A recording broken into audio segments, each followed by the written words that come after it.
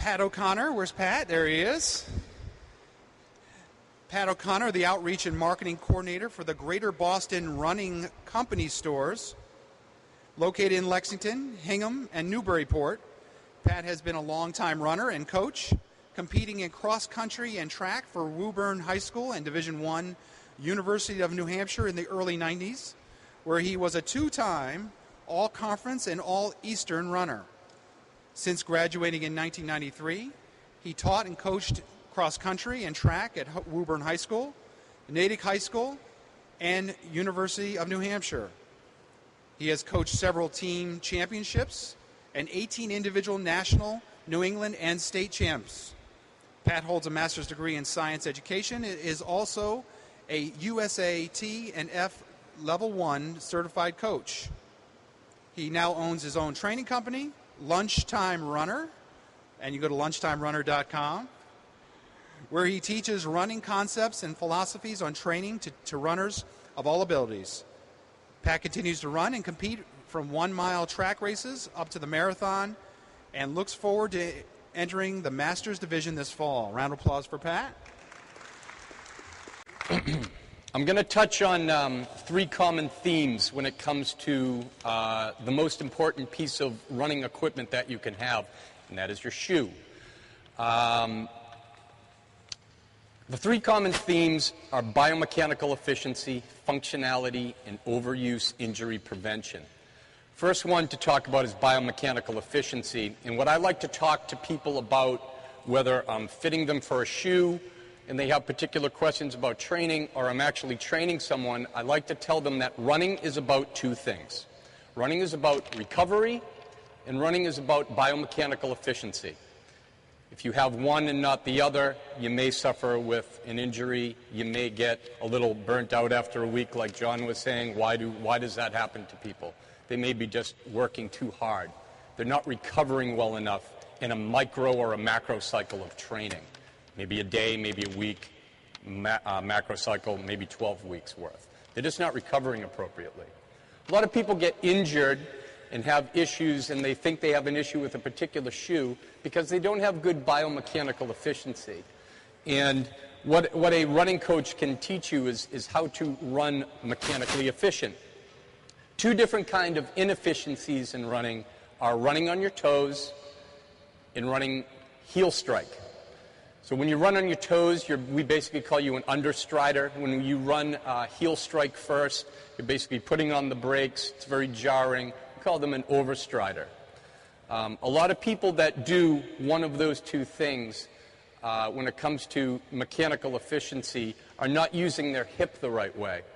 The hip is so important, and pelvic tilt is so important with dictating how the foot is going to land.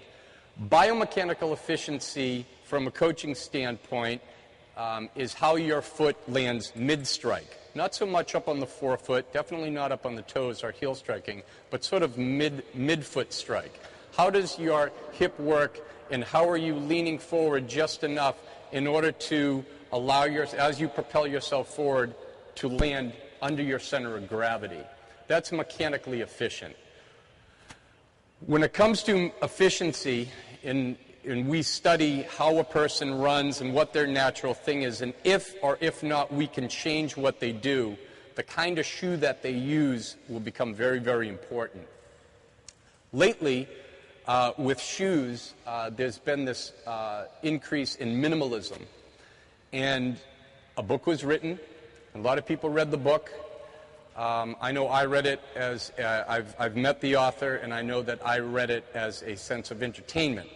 A lot of things going on in that book make sense to me on a coaching standpoint, but for the average Joe runner, it doesn't necessarily make that much sense.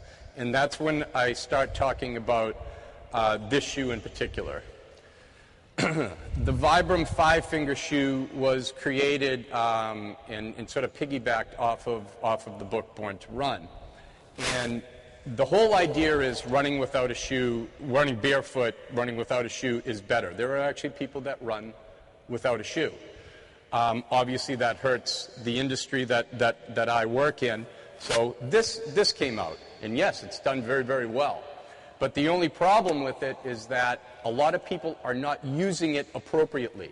And the analogy I like to tell people is, and Lance Armstrong's going to get another shout out here, would you go out and buy Lance Armstrong's $70,000 Trek bike and expect to win the Tour de France next week? Probably not, okay? So how is this going to make you a better runner? Quite frankly, it's not. Problems I see with this shoe, we do not necessarily recommend this, okay? We call it a supplement to training. It is something that you can use in a very limited fashion. However, there are people that have used it and done well with it. But a problem that I see with those individuals is that they're running slower than they ever have. And if you run barefoot, you actually run, fairly slow. You're running a little bit more gingerly. Yes, your mechanics do change if you're running barefoot. You do strike more on the forefoot.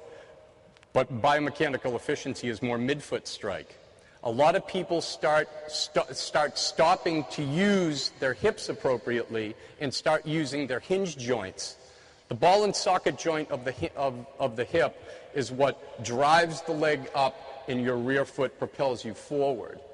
If we can teach that, then a shoe like that definitely makes more sense on anybody. Okay. A lot of people begin using their hinge joints and understriding, hinge joint being right at the knee. Same thing with the arms and arm motion. Ball and socket joint, that's doing nothing. That's not creating any power. The arms and the hips are related to each other. If the arms drop, the hips stop working. If the hips stop working, the arms seem to drop. Running form, biomechanical efficiency. If an individual is not mechanically efficient, and that's just how it's going to be, and that's perfectly fine. We need to get an understanding for their foot mechanics and what is it about their foot that they will require one shoe versus another shoe. I move on to functionality.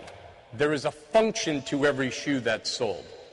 Every single brand, it doesn't matter what the brand is, they all have approximately 6 categories of shoe. From minimalism all the way up to the ultra amount of cushion and the ultra amount of support. I'm going to break down the technology in a minute here.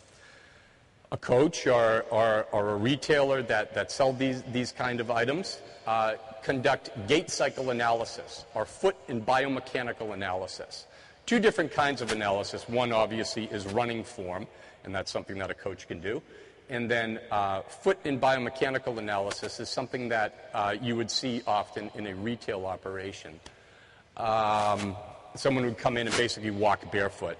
And what we're doing, we're trying to get an idea for the 7 different factors of their foot type, being their pronation, how their arch responds to the ground. A person that lands on their heel or a person that lands on their toes have a more of a chance of either overpronating or underpronating. Neutral pronation is an arch that just responds in transitions from heel to toe or from midfoot to toe, right across the bottom of the foot. An overpronator collapses inward. An underpronator or a supinator walks more on the outside of their feet. They have a very high rigid arch, very rigid foot. It's much harder to fit a person with a very high rigid arch than it is to fit a person that has a flat foot or an overpronated foot. Easier to correct that foot. And some people are more severe than others. The height of the arch, the shape of the foot, the length and the width of the foot, an individual's stature, skeletal structure of the individual, are they bow-legged, are they knock-kneed, and chronic or acute injury history from running. Is there a particular thing that's going on with an individual that they need a certain shoe? A person comes in with a certain shoe, we say that's the wrong shoe for you because we just analyzed your foot, and this is actually what you need. This shoe right here is a classic shoe by Nike called the Pegasus. It's in its 28th year, its 28th version. It's done very well. It's very, very neutral. It's very, very torsionally flexible very, very soft for a person that doesn't need any correction. The other end of the spectrum is a shoe like this by Brooks, the company Brooks. The shoe is called the Addiction.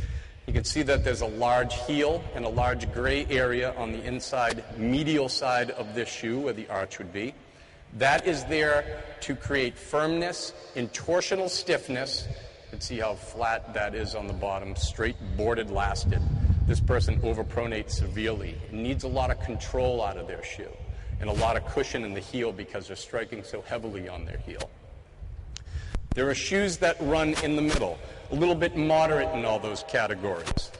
Much, much less. The Nike Free is a very, very popular shoe. I like to wear it just wearing it around. It's the only time that I can say that I'm wearing a slipper outside of the bedroom. The Nike Free was designed many, many years ago, but it's really, really hot now. They're coming out with many different versions of it, and Nike is very good at marketing. It's incredibly flexible. People like to travel with this shoe. You can fold it up and stick it in your pocket. Not that comfortable to run in if you don't have the foot type that this shoe requires.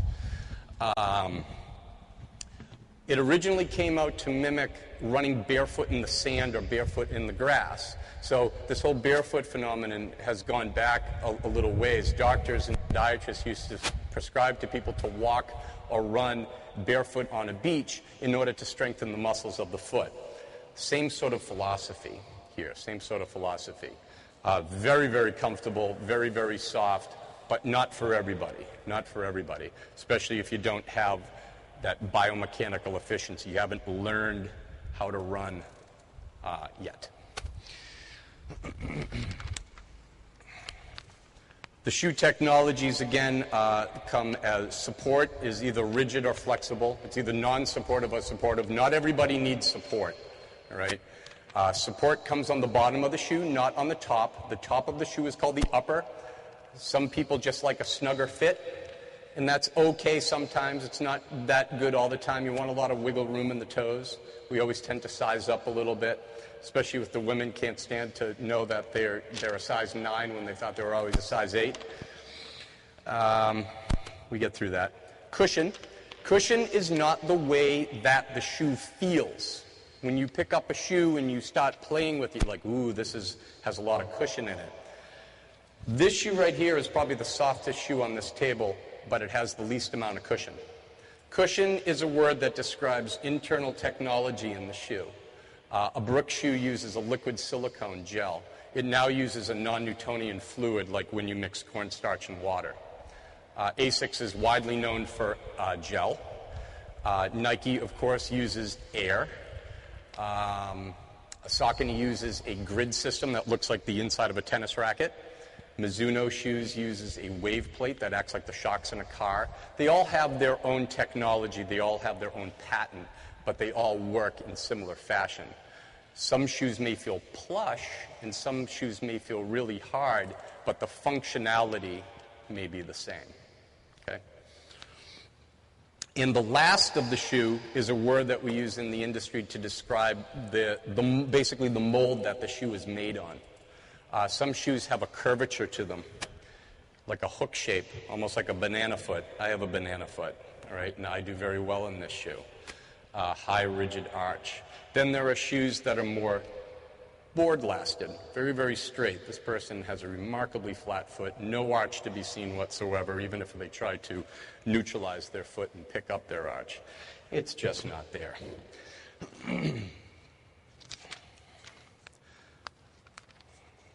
Overuse injury prevention. So biomechanical efficiency, good recovery from one workout to the next, percentage of heart rate and all that good stuff is going to help with reducing overuse injury prevention. But overuse injury prevention doesn't necessarily have anything to do with, well, you're running 100 miles a week, of course you're going to get hurt. It's not necessarily true. Overuse injury prevention means you're doing just enough biomechanically inefficiently that it's causing some sort of an injury to you. I could line 5 people up that all overpronate, But those 5 people are probably going to end up with 5 different injuries. Shin splints, real common. Plantar fascia tendinitis on the bottom of the foot, burning on the arch. Achilles tendinitis. Medial knee pain. All of these things, they could all have the same exact foot but have different injuries. They have different inherent weaknesses, and a certain part of their body is going to be targeted more than the other. So another thing that we do recommend when someone ends up with a new shoe is moderate yourself into that shoe. Take it slow. Don't go out and start hammering out 10-mile runs right away, okay? Many reasons for that, but obviously, mechanically, your foot is different now. Your foot is in a different position than it has been before. It's either more neutral or it's more supported now.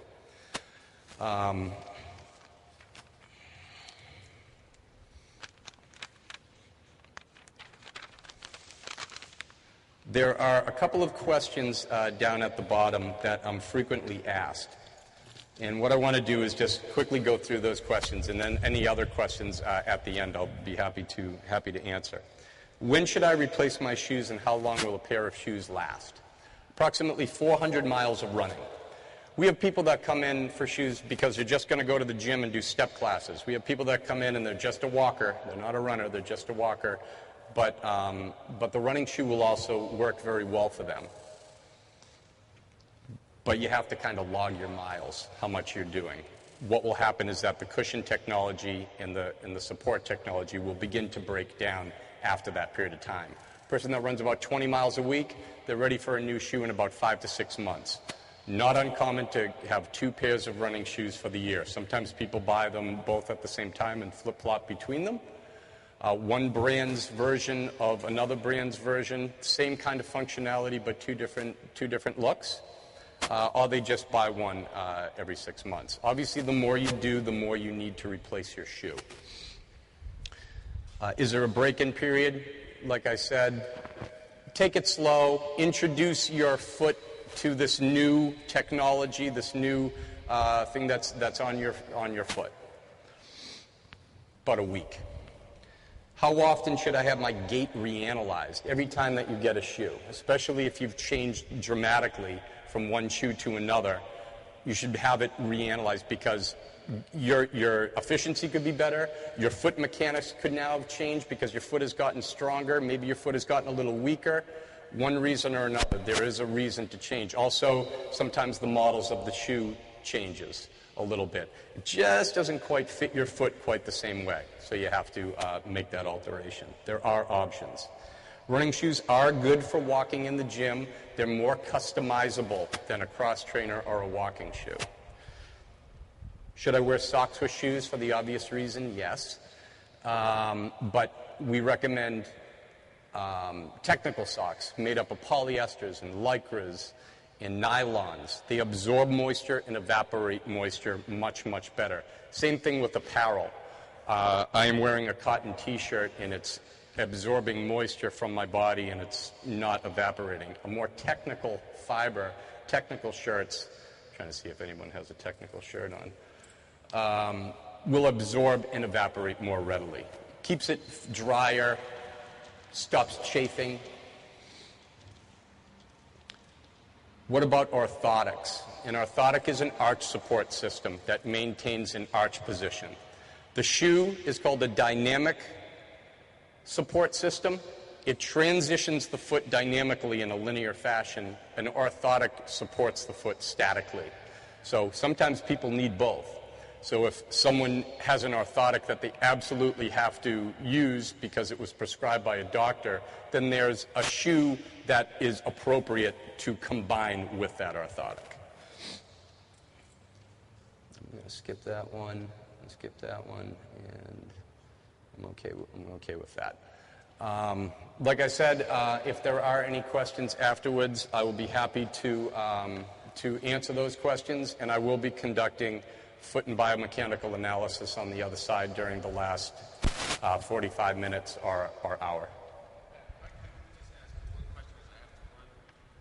What do you recommend for a fairly serious plantar fasciitis problem?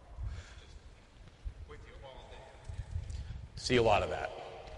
A lot of people think if they're self-treating, They think that putting a cushion on the heel is going to get rid of the plantar fasciitis. It may make it feel better, but the reason for the plantar fasciitis is that the arch is not properly supported.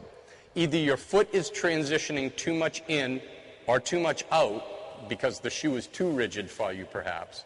But usually it's because you're overpronating so much that the shoe that you're currently using just isn't quite hitting your arch the right way, or an orthotic. An orthotic is going to maintain true arch shape. Some people come in and they say, I have a flat foot. And I say, okay, let's neutralize your foot. Let's get your foot into a perfectly neutral position. And all of a sudden their arch goes boop, and they're complaining of plantar fasciitis.